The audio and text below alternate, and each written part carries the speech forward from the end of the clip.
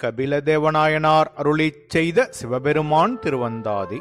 பாடல் 28.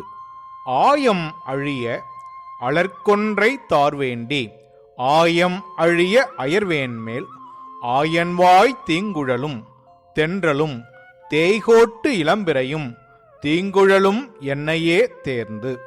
இதன் பொருள், தோழியர் வருந்திக் கொண்டிருக்க சோர்வடைகின்ற என்மேல் ஆயன் இனிமையாக ஊதும் வேய்ங்குழலும் தென்றலும் தேய்பிரையும் என்னை தேர்ந்தெடுத்து தீமையைச் செய்கின்றது என்கின்றாள். இப்பாடலுள் முதலில் உள்ள ஆயம் என்பது ஆய் அம் நுண்ணிய அழகு என்றும், மூன்றாம் அடியில் உள்ள தீங்குழலும் என்பது இனிமையான குழல் இசை என்றும், நான்காவது அடியில் உள்ள தீங்குழலும் என்பது தீங்கு உழலும் எனக்கு தீமை செய்து திரியும் என்றும் பொருள்படும்.